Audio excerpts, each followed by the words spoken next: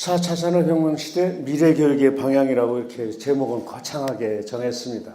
제목이 거창하면 내용이 평범하다는 거 너무 잘 아시죠? 네. 자, 오늘 여러분과 함께 들어볼 이야기는 이게 이제 이렇게 이야기를 하고 있습니다. 파괴적 기술. 이게 이제 제가 만든 것이 아니고 여기 보세요. 산업통상자원부 4차 산업혁명 코리아 루트를 찾아라 라고 하는 파워포인트 자료인데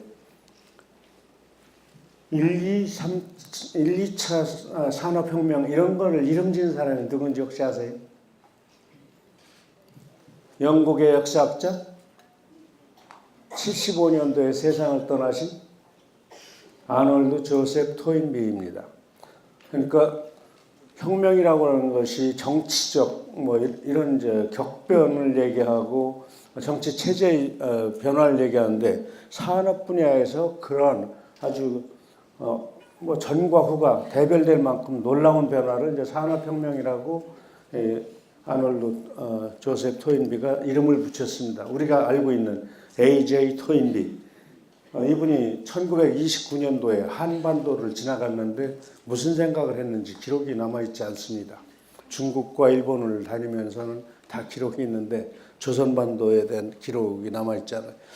자, 1차 산업혁명기를 보통 전기기관차 1784년 또는 풀햄의 그 전기선, 배 이런 시대를 이제 1차 산업혁명으로 토인비는 규정을 했습니다. 2차 산업혁명은 전기, 에디슨을 떠올리시면 됩니다. 이 시대를 2차 산업혁명기로 이때부터 대규모 생산이 가능해지기 시작하죠.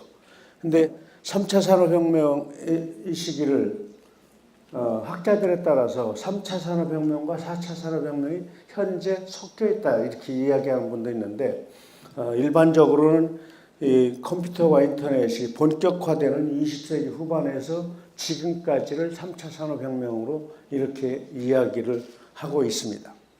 4차 산업혁명이라는 말은 2016년 1월 달에 스위스 다보스라고 하는 데서 열린 세계 경제 포럼에서 세계 경제 포럼을 만든 독일인 클라우스 슈바비 4차 산업혁명 시대라고 하는 것을 선언하면서 이게 이제 전 세계를 아주 이렇게 떠들썩하게 만드는 대단히 중요한 기점이 됩니다.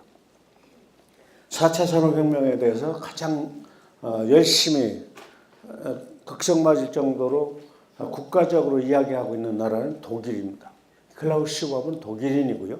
그리고 미국, 중국, 캐나다, 일본, 그리고 한국, 영국과 뉴질랜드와 호주를 갔는데 4차 산업혁명에 대해서 다 알고 있고 4차 산업혁명이 무엇인지 인지를 하고 있지만 우리나라처럼 막 매일 거의 매일 뉴스에 나오듯이 일으키는 하지 않아요. 그 나라들은. 근데 이 독일은 전 세계적으로 조금 이따 보시겠습니다만 스마트 공장, 스마트 팩토리 이런 걸 통해서 제조업 분야, 기술 산업 분야에 이 새로운 기술들을 접목시켜 나갑니다. 잘 아시는 대로 IoT, 인터넷 오브 띵스, 사물 인터넷, 그 다음에 로봇, 인공지능, AI 그러니까 조류독감 이런 분도 계셨습니다. 웃으실 때 확 웃으셔도 돼요. 그리고 3차원 인쇄, 3차원 인쇄, 그리고 가상현실과 증강현실, 증강현실, 가상현실. 이 4차 산업혁명을 우리 산업통상자원부, 산통깨지네요, 산통부. 산통부에서는 인공지능 기술을 핵심 동력으로 해서 상품과 서비스의 생산과 유통과 소비 모든 과정에서 모든 것이 연결, 모든 것이 지능화되고 그래서 4차 산업혁명을 일으키도 얘기합니다. 대단히 연결이 많이 돼요. 무엇을 통해서? IoT를 통해서. 그래서 초연결 사회라고 이렇게 얘기합니다. 여러분 이제 지금 좋은 카메라로 찍고 계시는데 이런 카메라들 속에도 그렇고 지금도 실제로 구현이 되고 있습니다. 뭐 고급 아파트에는 그냥 집에서 전기밥솥 집에 들어가서 누르지 않더라도 1시간 전에 눌러놓고 스마트폰으로 다 되고 있는 거죠. 이런 것들이 낮은 수준의 IoT인 것이죠. 의자고 책상이고 형광등이고 다 이렇게 센서를 어떻게 장착하느냐에 따라서 초연결 사회가 되는 것이죠. 이 초연결 사회는 실제로는 개인 사생활이 보호가 안 된다고 하는 것이 또 다른 단점이기도 하죠. 어쨌든 4차 산업혁명 시대는 초연결, 초지능, 그리고 조금 아까 얘기 나왔던 가상현실, 이것이 가장 핵심이라고 세 가지 단어로 설명하는 학자들도 계십니다. 국내에도 그렇고 외국도 마찬가지입니다. 여기에 또 하나 덧붙이는 것이 빅데이터죠. 요새는 여성 의류를 많이 만드는 세계적인 기업이 있죠. 싼 값에 빨리빨리 만들어내는 스페인 사람이 오는데 애기 앉아 때 뭐라고 그래요? 어려서 애기 그만 좀 자라. 자라 못 들어보셨나요? 자라의 제품은 빅데이터에 의해서 만들어냅니다. 그 빅데이터에는 2천만 개 또는 5천만 개 이상의 자료를 이 시기에 2018년 여름에 가장 잘 팔릴 수 있는 디자인이 무엇인지 가장 소비자를 빨리 읽어내는 거예요. 빅데이터는 그런 의미가 있습니다. 이런 것이 도입되면서 기상 정보까지 다 도입되고 이것이 함께 융합하면서 산업 구조를 바꿔놓는 거예요. 자, 그 다음을 보실까요? 4차 산업혁명 다시 한번 보시죠. 자, 4차 산업혁명 시대에 또 한번 보시면 로봇이 자녀 돌봄을 합니다. 로봇이 자녀의 수학 공부를 도와줍니다. 실제로 이것이 등장을 했습니다. 2015년도 영국의 드라마가 요새 하나뿐인 내 편도 중요하겠지만 휴먼스라고 하는 드라마는 인공지능 로봇이 들어와서 가정부 역할을 하는 거예요. 엄마가 퇴근하고 보니까 밥도 다 해놨어. 애 동화책도 막 읽어줘요. 엄마는 그냥 피곤하고 그러니까 그냥 설렁설렁 읽어주는데 그리고 그 남편한테도 이 여성 모양으로 생긴 중성 비슷한 여성에 가까운 이 로봇이 아주 친절하게 남편도 좋아하고 애들도 다 좋아해요. 엄마가 왔는데 오셨나? 이런 정도가 되니까 인간 소외가 발생하는 거죠. 인공지능 로봇이 가져오는 이제 폐해를 다룬 드라마였습니다. 2015년도 영국을 가장 뜨겁게 다뤘던 드라마가 그건데요. 이런 게 지금 되는 거죠. 그리고 실제로 아마존 같은 데에서는 전부 물건을 드론으로 택배를 시키고 있고요.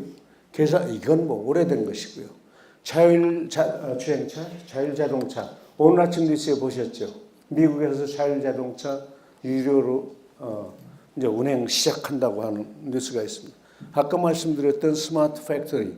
근데 이건 스마트 공장도 아니에요. 사람이 이렇게 많아서야 되겠어요. 스마트 팩토리는 거의 이런 정도 규모 되면 사람이 한 명 있거나 없거나. 그러니까 노동의 소외가 오면서 일자리가 없어지는 거죠.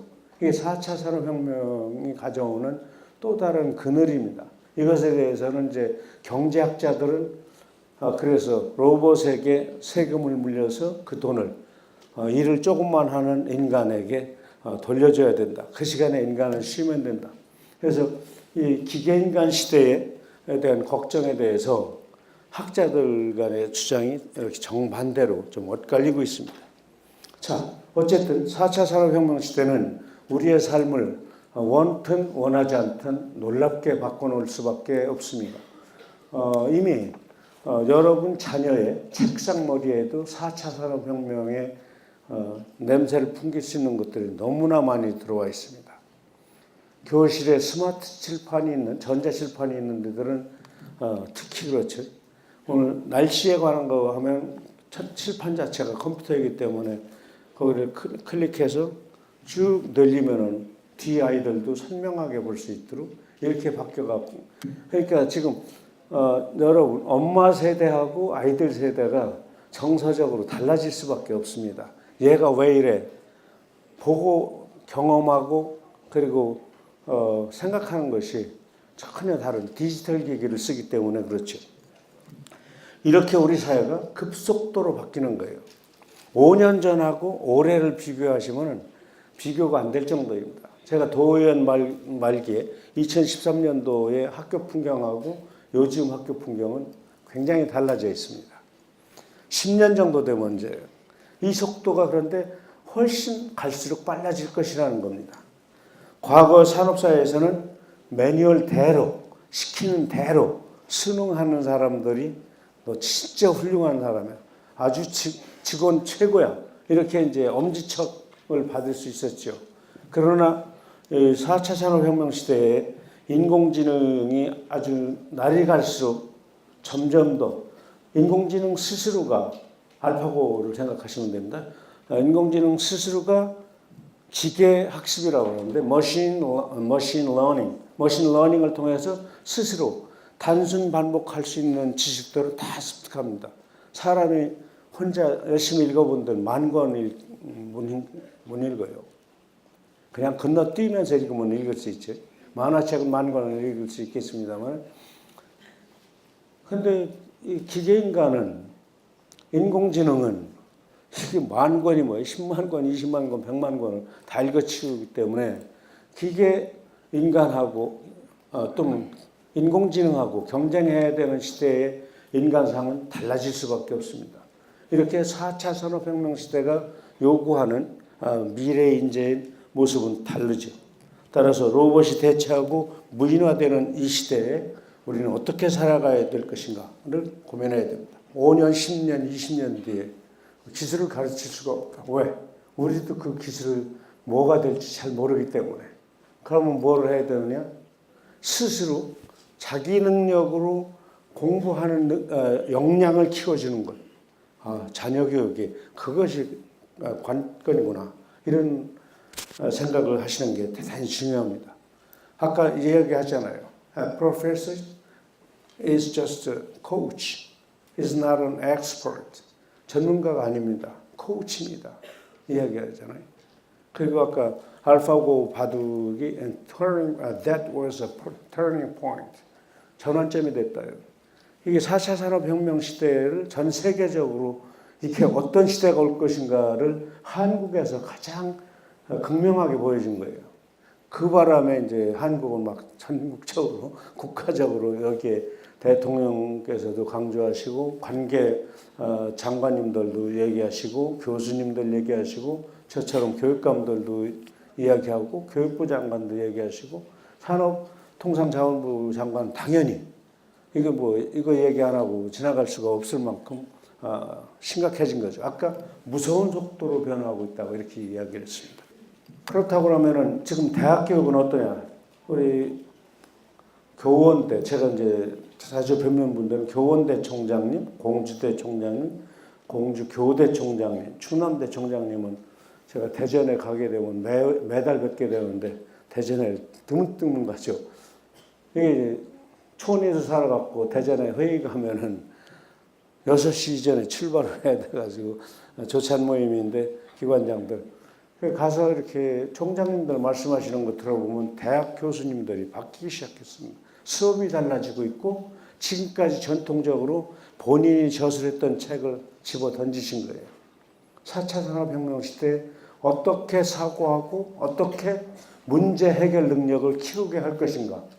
그냥 삼성에 몇 명 집어넣었다. 이것이 중요한 게 아니라 평생 살아갈 수 있는 능력, 자기 스스로 학습하는 능력, 이거를 키워줘야 되기 때문에 교수법이 바뀌기 시작했는데 초중고등학교도 이렇게 변해가고 있는 거예요. 지금 가장 안 바뀌는 데가 일반계 고등학교. 그냥 그럼에도 불구하고 SKY 대학을 가야 돼요. 이거를 가장 강력하게 주장하시는 분들이 엄마들이시거든요. 엄마들께서 생각을 좀 그런 면에서 이렇게 바꾸셔야 대한민국 교육이 바뀌는 속도가 훨씬 빨라집니다. 초등학교 교육은 잘 쳐다보시면 아이들 뭐 가방도 잘 안 가지고 다니니까 모르실 수 있지만 아기들 얘기 들어보면은 나 초등학교 때라면 상상이 안 되는구나. 한 5년 사이의 변화이고 특히 2016년 이후의 변화가 빨라졌습니다. 자, 어떻게 교육이 변하고 있는지를 한번 신문 기사니까 2018년 10개월 전에 연합뉴스 기사입니다. OECD에서 얘기하는 핵심 역량은 2030년대 10여 년 남았습니다. 불과 30년 되니까 한 11년, 12년, 15년 이렇게 남았는데 그때 핵심 역량은 새로운 가치를 만드는 창조, 창의력의 중요성을 얘기해요. 창의력을 키우는 그리고 갈등을 조정하고 갈등을 풀어가는 사람이 사는 세상에 갈등 없는 데가 어디 있어요? 이 갈등은 당연히 존재하는 것이고 갈등을 어떻게 해석할 것이냐. 이거 잘하는 사람이 미래에 뜨는 직업을 갖게 되는 것이죠. 자, 또 이런 것도 나와. 동아일보. 이건 한참 됐습니다. 1년 9개월 정도. 4차 산업혁명 시대의 주인공은 모범생이 아니라 모험생이라는 거예요. 시키는 대로만 하던 엄마 말씀 잘 들으면 기분 좋죠, 당장. 다른 친구랑 다른 생각하는 아이들이 훨씬 나중에 세상을 주도적으로 잘 살아갈 수 있는 거죠. 그래서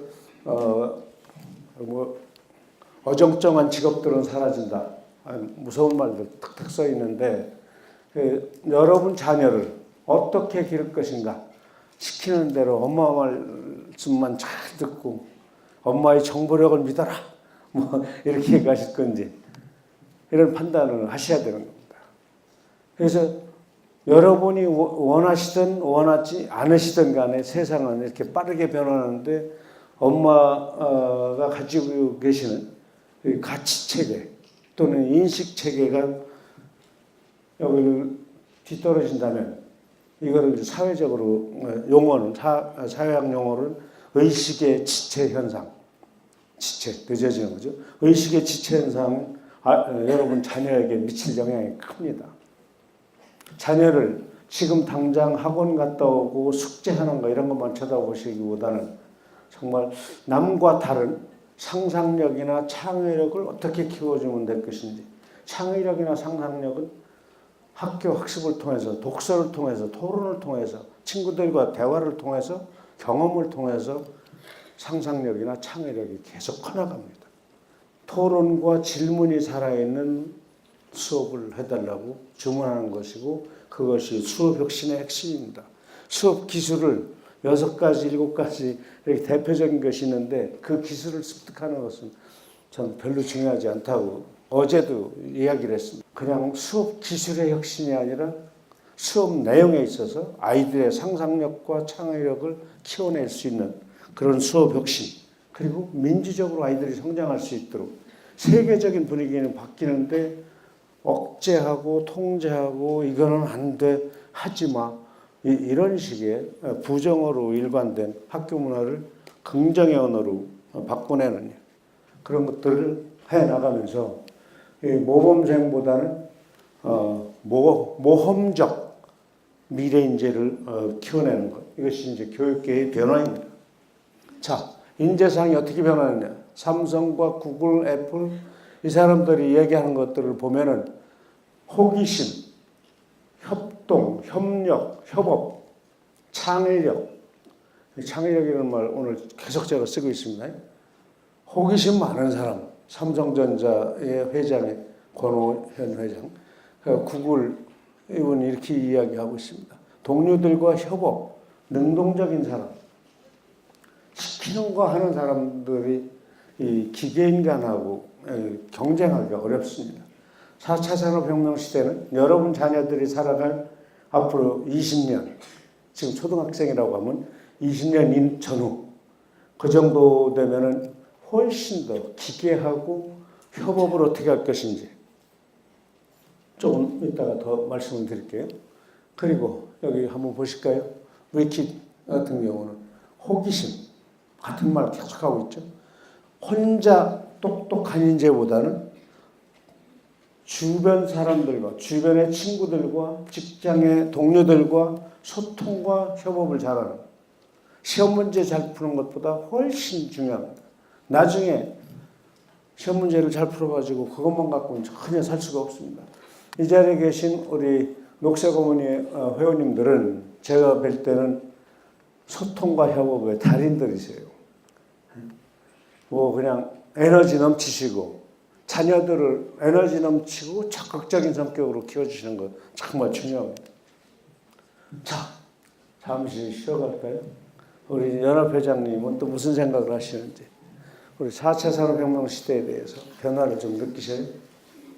언론에서는 많이 나오고 있는데요. 네. 제가 주변에서 딱히 아직은 네. 아, 그러시군요. 네. 우리 천안 회장님.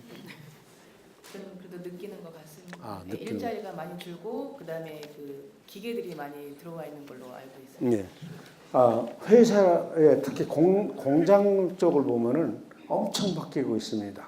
그냥 가정 중심으로만 사고를 하시면은 그냥 별로 안 바뀌고 괜히 정치하는 사람들이 터드는 것 같고 이렇게 이제 보이죠.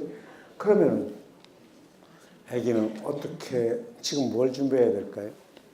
뭘 준비해야 될까요?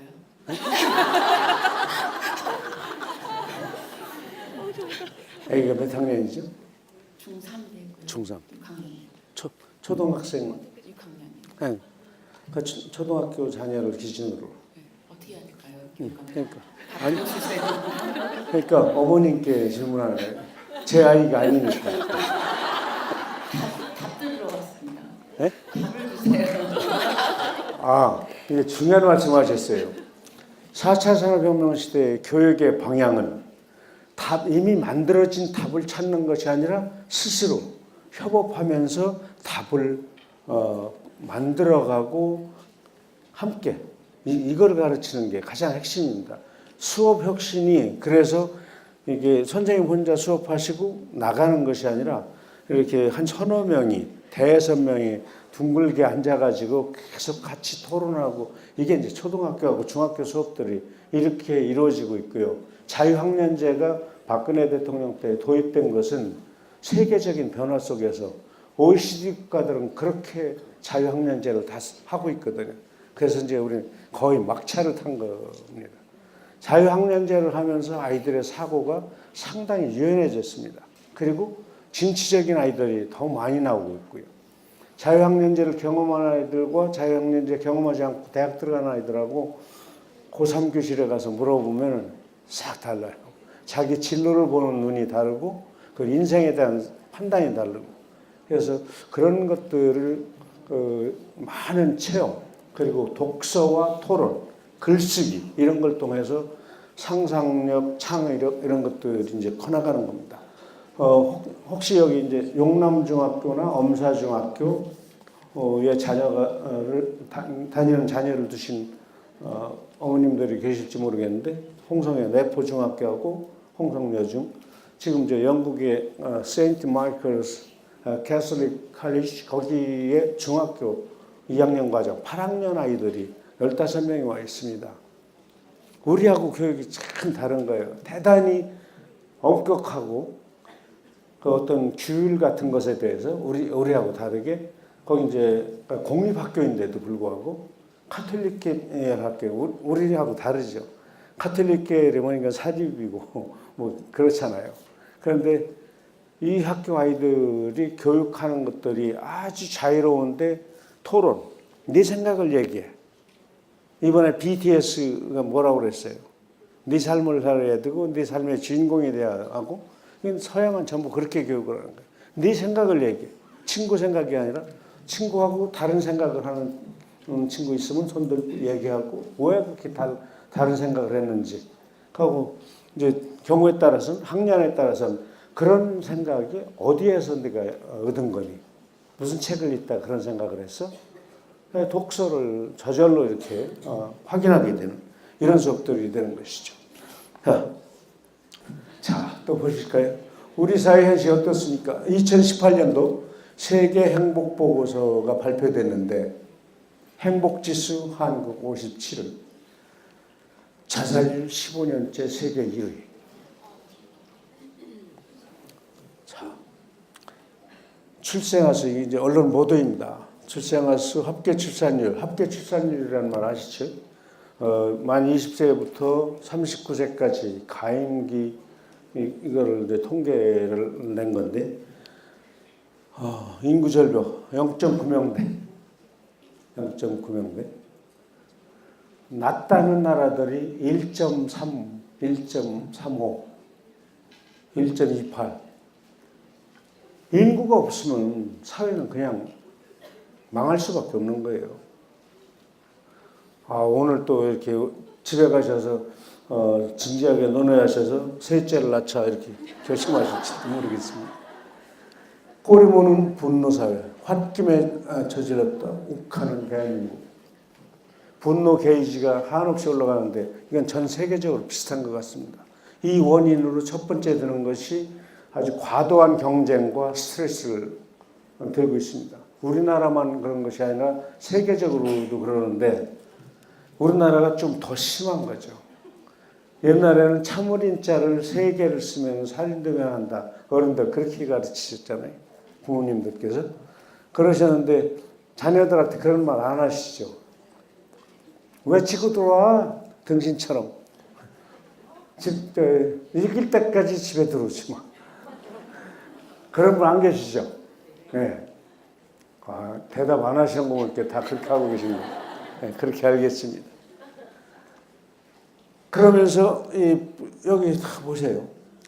정말 성인 5명 중에 1명이 나는 현재도 불행하고 앞으로도 불행할 것 같다. 그러니까 국민의 어른들의 20%가 나 시방 불행이야. 나 늙어서도 불행할게요. 이렇게 느낀다는 거예요. 우리 경제소득 수준으로 보면 3만 불 넘었다는데 그거는 대기업 회장들이 가지고 있는 몇 조의 재산을 나눗셈 하니까 3만 불 되는 거고 나하고는 별 관계가 없는 거잖아요. 자, 이게 다른 나라보다 유심히 이제 갑질 문화가 심하다는 거고 소득 수준별로 보면 나는 의리다. 갑질이 가장 심한 데는 어디냐? 이거 보세요.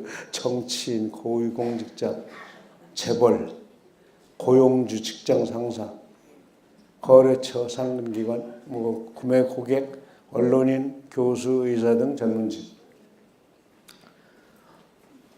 이 자리에 계신 분들은 갑질하시는 분이 한 분도 안 계실 텐데. 네. 그러면 우리 교육 현실을 잠깐 좀 볼까요? 서울경제신문입니다. 언제? 지난 4월달 한 8개월 전 보도입니다. 인재의 모습이 인재상이 달라졌는데도 한국은 여전히 기승전 대학, 기승전 대입, 기승전 수능 이걸 반복하고 계세요. 아까 말씀드렸잖아요. 초중고 교실이 변화하고 있는데 가장 변화를 못하는데 일반계 고등학교입니다. 특성화 고등학교도 전공을 어떻게 선택하냐에 따라서 그냥 대학 나오고서 수도 검침 다니는 친구들보다 훨씬 낮게 살 수 있는데 법학을 공부했는데 전기 검침하러 다니는 건 좀 낭비잖아요. 세상의 가치가 좀 변화하고 있는 거예요. 자, 미래 인재 육성을 위한 제안을 보면은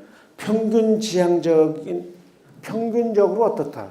평균적으로 어떻다라는 건 별 의미가 없어요. 개인으로 보면 사회 통계상으로는 의미가 있을지 모르지만 획일적 교육 정책이 바뀌어야 된다. 아이 각자의 개성이 살아 숨쉴 수 있도록 하는 것.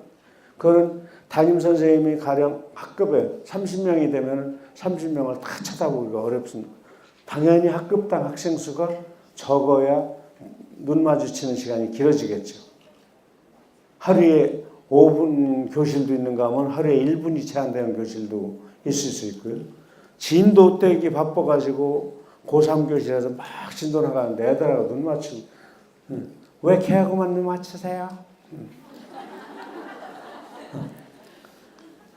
그런 친구들 꼭 있습니다.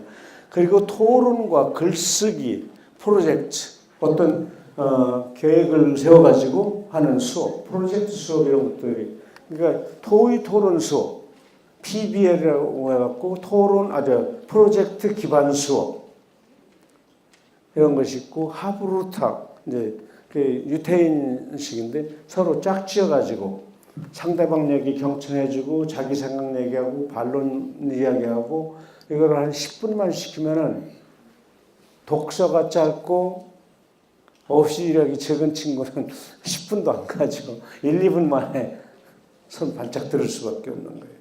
이런 역량들을 키워가면서 창의력과 상상력, 문과 이과의 구별은 일제시대에 생겨났습니다. 세계 문과 이과 구별해서 가르치는 나라가 일본과 대한민국만 있는데, 일본은 이미 끝나는데 대한민국은 올해부터 내년부터 안 한다는 거예요. 이제 종주국은 벌써 끝났는데 지금도 식민지 살았던 대한민국이 하고 있다는 게 정말 슬픈 일입니다.